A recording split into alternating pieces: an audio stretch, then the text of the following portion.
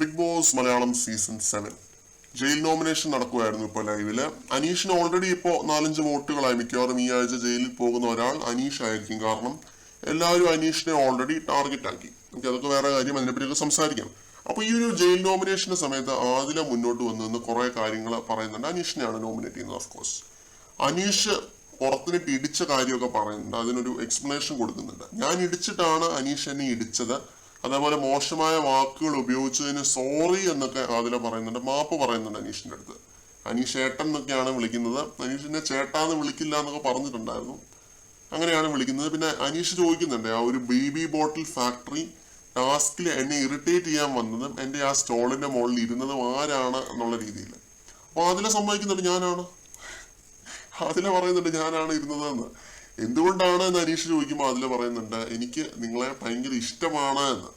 ആ ഇഷ്ടം വേണ്ട എന്ന് അനീഷ് പറയുന്നുണ്ട്. എന്തായാലും ഈ ഒരു കാര്യം ആദിലയും അനീഷും ലൈവിൽ പറഞ്ഞതാണ് കേട്ടോ. എപ്പിസോഡിൽ കട്ടാക്കി കളയാൻ ചാൻസ് ഉള്ളതുകൊണ്ട് ഞാനിത് പറയുന്നു എന്ന് മാത്രം. അനീഷുമായിട്ട് ഇത്രയും ഇഷ്യൂസ് ഉണ്ടാക്കിയിട്ടും അതിലേക്ക് ഇങ്ങനെ പറയാൻ തോന്നിയല്ലോ എന്നുള്ളതാണ്. ഈ പറഞ്ഞത് ഗെയിമും ഈ ആഴ്ച കാണിച്ചതെല്ലാം ഒറിജിനലും ആണെന്ന് ഞാനങ്ങ് വിശ്വസിച്ചോട്ടെ. അതിലെ വിശ്വസിക്കാല്ലേ? അങ്ങനെ ആട്ടെയാണെങ്കിൽ ലൈവില് കുറച്ചു നേരം മുമ്പും അനുമോളുടെ അടുത്തൊക്കെ അതിൽ ഇതേ കാര്യം ഇരുന്ന് പറയുന്നുണ്ടായിരുന്നു. എത്രയൊക്കെ ആണെങ്കിലും ഉള്ളിന്റെ ഉള്ളിൽ എനിക്ക് അനീഷേട്ടനോട് സ്നേഹമുണ്ട് എന്ന് പറയുന്നുണ്ടായിരുന്നു.